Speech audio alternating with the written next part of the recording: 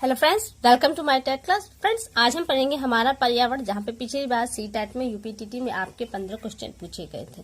आज हम इस बुक का छठा लेसन पढ़ने वाले हैं, पार्ट 6, जिसमें आप मिट्टी और वायु इन दो चीजों के बारे में पढ़ेंगे। मिट्टी के लिए इसमें कोई खास गहराई तक नहीं दिया है, इसके लिए मैं एक अलग नोट्स जो मेरी है मैं उससे आपको बताऊंगी, लेकिन इस बुक में क्या है ये भी आपको जानना बेहद जरूरी है। तो आइए स्टार्ट करते हैं अपनी वीडियो। पहले पढ़ेंगे हम मिट्टी। मिट्टी में देखिए क्या है, ये एक लड़की की स्टोरी है, जो लड़की और मिट्टी आपस में बातें कर रही हैं। क्या बातें हो रही हैं और खास तौर से जो पॉइंट है उन पर हम चर्चा करेंगे। तो यहाँ पे थोड़ी सी बातें वैसी हैं। ये एक मिट्टी को बताया जा रहा है कि मिट्टी में क्या चीज कितनी मात्रा में उपस्थित होता है। तो मिट्टी में 25% जल उपस्थित होता है, 25% वायु उपस्थित होती है और 5 से 10% उसमें जीवाश्म पाए जाते हैं और 40 से 45% तक उसमें खनिज पाए जाते हैं। किस तरह की मिट्टी है, कहाँ की मिट्टी है, ये चीजें इस बात पर भी निर्भर करती हैं। तो यहाँ पे कह रहा है कि मिट्टी, नैना के हाथ में मिट्टी लग जाती है, नैना है वो लड़की, तो वो पूछते हैं कि तुम कौन हो। तो वह भूमि की सबसे ऊपरी परत हूँ, मिट्टी कहती है। मैं मौसम के प्रभाव से चट्टानों के टूटे से बनी हूँ, मेरे अंदर जल, ऑक्सीजन एवं पोषक तत्व हैं। ये प्राकृतिक तत्व मुझे मौलिक शक्ति प्रदान करते हैं। कौन कौन सी चीजें हैं यहाँ पे मेरे अंदर, यानी कि मिट्टी के अंदर जल, ऑक्सीजन एवं पोषक तत्व पाए जाते हैं। फिर कह रहे कि अलग अलग स्थानों पे अलग अलग दिखाई देते हैं, ऐसा क्यों होती है। तो मैं पृथ्वी पर चट्टानों, मैं का मतलब हम मिट्टी से है, पृथ्वी पर चट्टानों एवं वातावरण की विभिन्नता के कारण अलग अलग स्थानों पर अलग अलग रंग की दिखती हूँ। कहीं मेरा रंग लाल तो कहीं काला है। इसी आधार पर मैं लाल मिट्टी, काली मिट्टी एवं लैटराइट मिट्टी कहलाती हूँ। यही नहीं, कहीं मेरे अंदर बालू की अधिक मात्रा होती है तो कंक्रीट की मात्रा। मैं चिकनी भी हूँ और भुरभुरी, मेरे विभिन्न प्रकार के रूप हैं। आपने पढ़ा होगा कि मिट्टी कई प्रकार की होती है, तो इसके बारे में ये बताया जा रहा है। किस मिट्टी के बारे में कैसी पॉइंट है, देखिए यहाँ पे दिया है। जिस मिट्टी में बड़े बड़े कण होते हैं और बालू की मात्रा अधिक होती है वह बलुई मिट्टी होती है, और जिस मिट्टी के कण छोटे होते हैं तथा बालू की मात्रा अपेक्षाकृत कम होती है उसमें चिकनी मिट्टी होती है। मध्य आकार के कणों वाली मिट्टी को सिल्ट कहा जाता है। आगे बात है, आप क्या काम करते हैं, तो वो हवा, पानी एवं सूर्य। मिट्टी जो कह रही है कि हवा, पानी, सूर्य का प्रकाश मिले और मैं न रहूं तो क्या पेड़ पौधे उग सकते हैं, ये पॉसिबल नहीं है। आगे है, आपका क्या काम है। अरे आपको मालूम नहीं, मैं पेड़ पौधों को खड़े रहने का आधार देती हूँ। मेरे अंदर पाए जाने वाले पोषक तत्व पेड़ पौधों की वृद्धि में सहायक है। मेरी उर्वरा शक्ति बढ़ाने के लिए आप लोग खाद डालते हैं जो उसकी वृद्धि के लिए सहायक होती है। आगे देखिए, आगे है, मिट्टी में पानी को सोखने एवं उसे बनाए रखने में भी सहायक हूँ। मैं वर्षा के जल को अपने अंदर सोखने की क्षमता रखती हूँ, इससे मेरी उर्वरा शक्ति एवं नमी बनी रहती है। इस नमी का उपयोग पेड़ पौधे अपनी जड़ों द्वारा करते हैं, यानी कि इस नमी, जो मिट्टी में नमी बनी रहती है, इस नमी को सोख कर पेड़ पौधे जिंदा रहते हैं, अगर कुछ दिनों तक उन्हें जल न मिले तो भी। मेरे द्वारा सोखा हुआ पानी छनकर बहुत गहराई में चला जाता है, जो आपने पीछे वीडियो में देखा था कि ये इकट्ठा किया पानी धीरे धीरे मिट्टी से छनकर कहाँ जाता है, आपके भूजल में जाता है। इससे भूगर्भ का जल स्तर बढ़ता है तथा स्वच्छ जल पीने के लिए योग्य हो जाता है। यही पानी हमें कुओं, नलकूपों, हैंडपंपों के माध्यम से मिलता है। मुझे खोदकर ही कुओं, तालाबों एवं जलाशयों से पानी संग्रहित किया जाता है। और कह रहा है कि ये जो मिट्टी है ये घर बनाने के भी काम आती है और बहुत से जीवों को आधार देती है। देखिए यहाँ पे दिया है, आसपास के जितने भी मिट्टी के घर हैं उन्हें बनाने में मेरा ही प्रयोग किया गया है। यहाँ तक कि जो ईंट के घर बनते हैं वो भी मिट्टी से बनते हैं, हालांकि उसका रूप परिवर्तित कर दिया जाता है। मैं पेड़ पौधों के साथ साथ जीव जंतुओं के आश्रय स्थल का भी कार्य करती हूँ। कुछ जंतु तो मेरे अंदर बिल, बाबी या बरोज बनाकर रहते हैं। देखिए प्रश्न यहीं से बनेगा कि बिल के अंदर जिसके कोई जीव का नाम दे दिया जाएगा आपसे और कहा जाएगा कि ये कहाँ रहते हैं। उदाहरण में चूहा, खरगोश, सांप, चींटी, केचुआ, दीमक, नेवला, मेढक आदि नाम दिए जाएंगे। आपसे पूछे जाएंगे किस में रहते हैं, बिल में, बाबी में या बरोज में। तो ये पॉइंट्स आप जरा ध्यान दीजिएगा। आपने प्राय सुना होगा कि सांप बिल में रहता है। आपको जानकर आश्चर्य होगा कि सांप बिल नहीं बनाता, वरन वो दूसरों द्वारा बनाए बिल में रहता है। चूहे जो बिल बनाते हैं, सांप उनके बिल पर कब्जा करके रहता है। और इसी तरह एक और पक्षी है, कौवा है, जो कोयल के बनाए हुए घोंसले में अंडे देता है, उसमें बसेरा करता है और अंडे देकर चला जाता है। बाकी उस अंडे की जो देख रेख होती है वो कोयल करती है। आगे देखिए, कुछ जीव जंतु मेरे ऊपर बनी गुफाओं में रहते हैं, जैसे शेर, भेड़िया, सियार, ऊदबिलाव आदि। कुछ जानवर जैसे नीलगाय, जिराफ, हिरण, बारहसिंगा आदि भूमि के ऊपर उगने वाली जो झाड़ियां होती हैं छिपने लायक, उनके उनमें रहते हैं।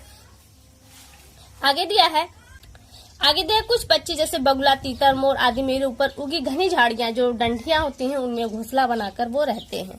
फिर नैना फिर प्रश्न कर रही है कि आप पेड़ पौधे, जीव जंतु एवं मनुष्य सभी के आश्रय स्थल का भी कार्य करती हैं। आप हम सभी के लिए बहुत उपयोगी हैं। तो मिट्टी कह रही है कि बहुत उपयोगी हूँ, परंतु आज मानव ने मेरे साथ बहुत अन्याय किया है।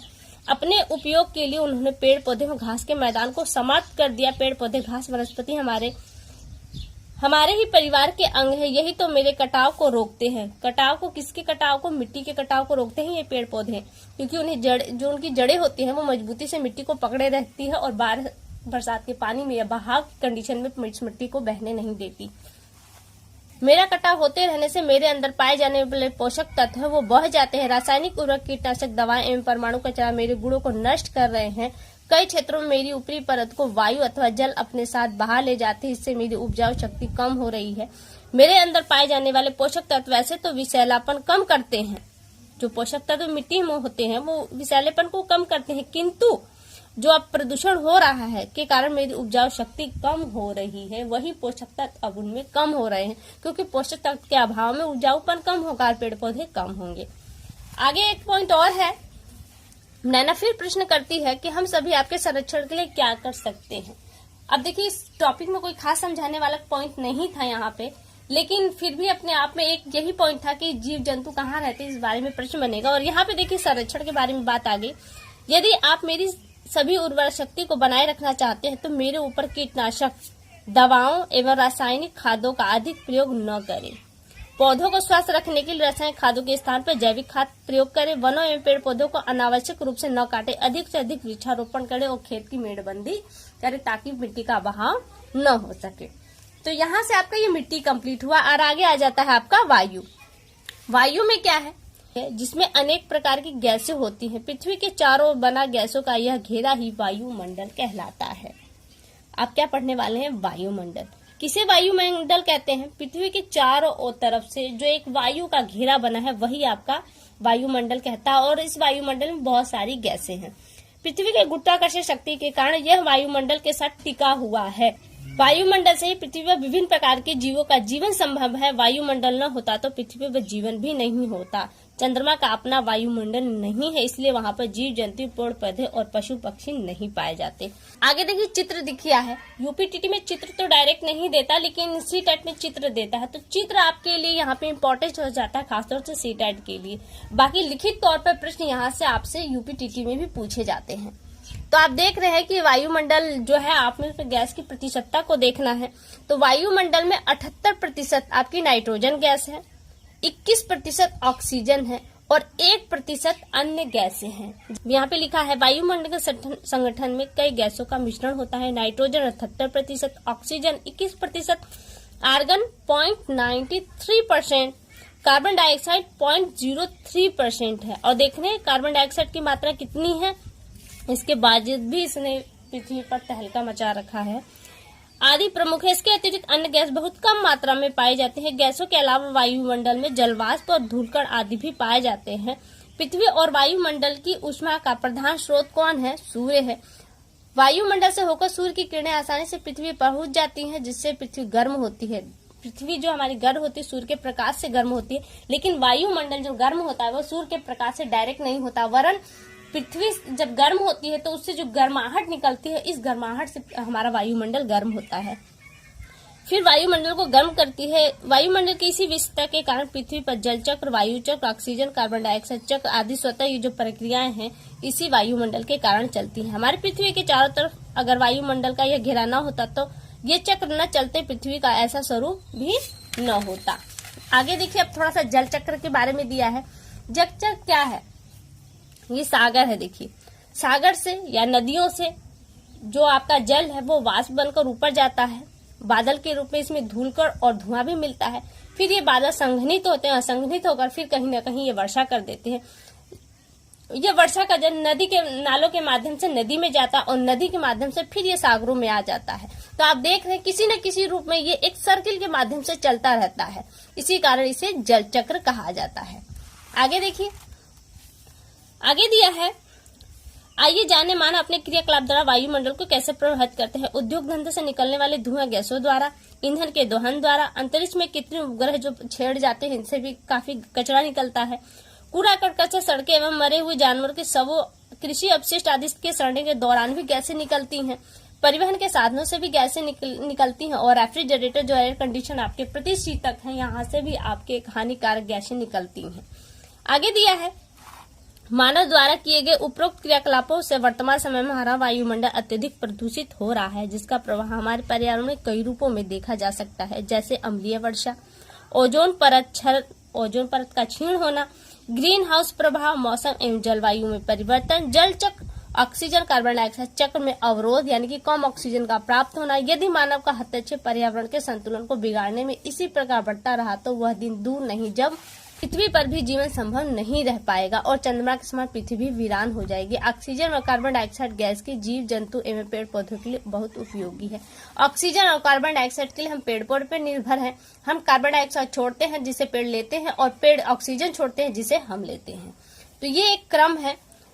अब आगे देखिए, जीवन और ऑक्सीजन श्वसन क्रिया की मुख्य क्रिया। इसके बिना जीवन की कल्पना नहीं की जा सकती है। श्वसन क्रिया में जीव जंतु वायु से ऑक्सीजन का उपयोग कर कार्बन डाइऑक्साइड को बाहर निकालता है। इसी प्रकार जल में रहने वाले जीव जल में घुली ऑक्सीजन को ग्रहण करते हैं। जल में रहने वाले जीव, आपने देखा होगा मछलियां गिल से सांस लेती हैं, पानी को अंदर लेती हैं और उस पानी से उन गिल के माध्यम से ऑक्सीजन को छानकर बाकी पानी बाहर निकाल देती हैं। यानी कि जो जल में भी जो ऑक्सीजन है जीव उसी का ही उपयोग करते हैं एवं कार्बन डाइऑक्साइड को बाहर निकालते हैं। अतः ऑक्सीजन जीवन के लिए महत्वपूर्ण है। इसके अलावा ऑक्सीजन ईंधन को जलाने में भी प्रयुक्त होता है। इसके बिना आग नहीं जल सकती। वायु का 1/5 भाग आग को जलाने में सहायक है। कितना? वायु का 1/5 भाग अगर हवा होगी तभी आपका ईंधन जलेगा। आगे देखिए, ऑक्सीजन के स्रोतों के विषय में जाने। ऑक्सीजन कहाँ से आपको प्राप्त होती है इसके बारे में बताया गया है। पेड़ पौधे प्रकाश संश्लेषण की क्रिया द्वारा ऑक्सीजन गैस छोड़ते हैं। यहाँ पे क्या दिया है, प्रकाश की उपस्थिति में वायुमंडल से कार्बन डाइऑक्साइड को लेकर अपना भोजन बनाते हैं और इस प्रक्रिया में मुक्त होने वाले ऑक्सीजन को वातावरण में छोड़ते हैं। इस प्रकार पेड़ पौधे ऑक्सीजन के पुनः चक्र में महत्वपूर्ण योगदान करते हैं। पेड़ पौधों से हमें ऑक्सीजन प्रचुर मात्रा से प्राप्त होती है। पेड़ों के अंधाधुंध कटाई से वायुमंडल में कार्बन डाइऑक्साइड की मात्रा बढ़ रही है तथा ऑक्सीजन की मात्रा घट रही है, जिससे वातावरण असंतुलित हो रहा है। आपके ऑक्सीजन की कमी, कार्बन डाइऑक्साइड की बढ़ोतरी से आपका वातावरण असंतुलित हो रहा है और ये आपका दायित्व होता है कि आप पेड़ों की सुरक्षा करें, पेड़ों को लगाएं और उन्हें सेव करें। आगे दिया है, श्वसन क्रिया में अंततः श्वसन द्वारा ली गई वायु में उपस्थित ऑक्सीजन का कुछ भाग फेफड़ों द्वारा अवशोषित कर लिया जाता है तथा कार्बन डाइऑक्साइड तथा जल वाष्प मुक्त की जाती है। एक सीटेट में प्रश्न बना था कि जब श्वसन क्रिया में सांस छोड़ते हैं तो हम क्या छोड़ते हैं, तो ऑप्शन था कार्बन डाइऑक्साइड, दूसरा ऑप्शन था कार्बन डाई और जल वाष्प, और इस तरह से 2 ऑप्शन थे। तो आपका आंसर सिर्फ कार्बन डाइऑक्साइड नहीं होगा, वरन क्या होगा, कार्बन डाइऑक्साइड और जल वाष्प हम छोड़ते हैं, क्योंकि जब हम सांस छोड़ते हैं उसमें हल्की मात्रा में जल वाष्प भी होती है। और आगे दिया है, इस प्रकार श्वसन द्वारा बाहर निकलने वाली वायु में कार्बन डाइऑक्साइड तथा जल वाष्प है। देखिए यहाँ पे साफ साफ लिखा है, होती है। अतः जीव जगत एवं वनस्पति जगत के माध्यम से वातावरण में ऑक्सीजन का संतुलन बना रहता है। ऑक्सीजन तथा कार्बन डाइऑक्साइड के संतुलित होने पर वातावरण के प्रदूषण का खतरा उत्पन्न होता है। आपने देखा है कि वातावरण में ऑक्सीजन का संतुलन को बनाए रखने के लिए पेड़ पौधों का रहना बहुत आवश्यक है। इसलिए कहा गया है कि स्वस्थ वातावरण के जीव जिस भूभाग में रहते हैं उसमें, जहाँ जिस एरिया में रहता है, जिस भूभाग पे रहता है, उसमें 1/3 भाग में पेड़ पौधों का होना आवश्यक है।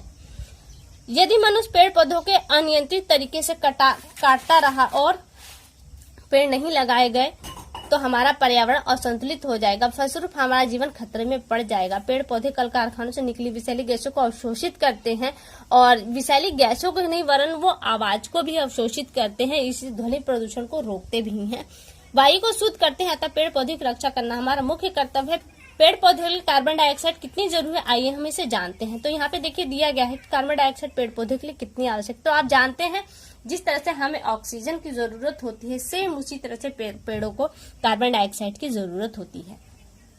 दिया है, हमारी तरह पेड़ पौधों को भी जीवित रहने के लिए भोजन की आवश्यकता होती है। पेड़ पौधे अपना भोजन स्वयं बनाते हैं। पौधों द्वारा भोजन बनाने की प्रक्रिया को प्रकाश संश्लेषण कहते हैं, जिसे आप लोग जानते होंगे। इस क्रिया में पौधे सूर्य के प्रकाश की उपस्थिति में पत्तियों में मौजूद क्लोरोफिल ये क्लोरोफिल एक ऐसा तत्व है जो केवल हरी पत्तियों में पाया जाता है। जो पत्तियां पीले रंग की हो जाती हैं उनमें क्लोरोफिल नहीं पाया जाता और वो पत्तियां पेड़ों के लिए भोजन नहीं बनाती।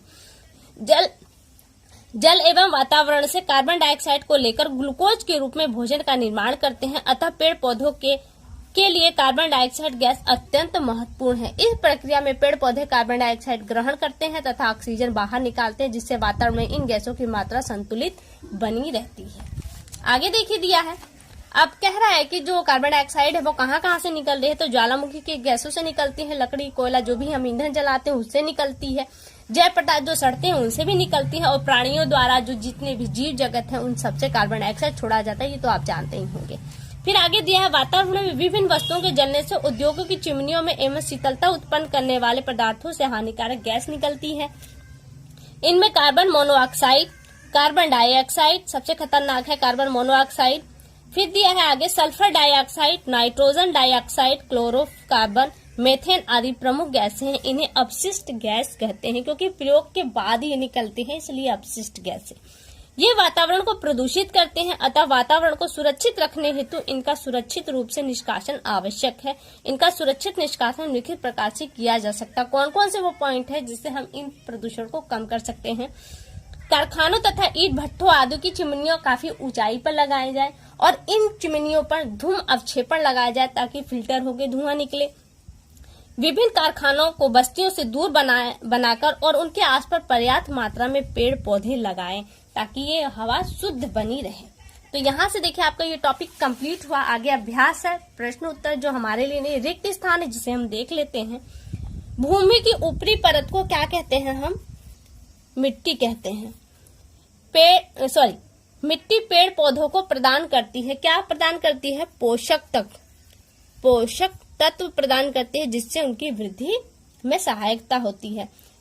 पेड़ पौधों को स्वस्थ रखने के लिए रासायनिक उर्वरक की जगह हमको किस तरह की खाद का प्रयोग करना चाहिए? तो जैविक खाद का हमको प्रयोग करना चाहिए। आगे दिया है, गैसों के अलावा वायुमंडल में पाए जाते हैं। तो गैसों के अलावा वायुमंडल में क्या पाए जाते हैं? तो जलवाष्प पाए जाते हैं और आपके धूलकण पाए जाते हैं। धूलकण मानव के हस्तक्षेप से वायुमंडल का बिगड़ रहा है। क्या बिगड़ रहा है? संतुलन बिगड़ रहा है। आगे दिया है, पेड़ पौधे सूर्य के प्रकाश की उपस्थिति में गैस को लेकर अपना भोजन बनाते हैं। तो पेड़ पौधे कौन सी गैस लेते हैं? CO2, carbon dioxide. कारखानों की चिमनियों में लगाकर प्रदूषण रोका जा सकता है। तो कारखानों की चिमनियों में क्या लगाकर प्रदूषण रोका जा सकता है? तो वो धूम्र अवक्षेपण है। अवक्षेपण लगाकर प्रदूषण को रोका जा सकता है। तो यहाँ से आपका ये टॉपिक कंप्लीट। वीडियो कैसे लगी एक बार कमेंट करके जरूर बताएं। अगली वीडियो में आपसे फिर मुलाकात होगी, तब तक के लिए नमस्कार।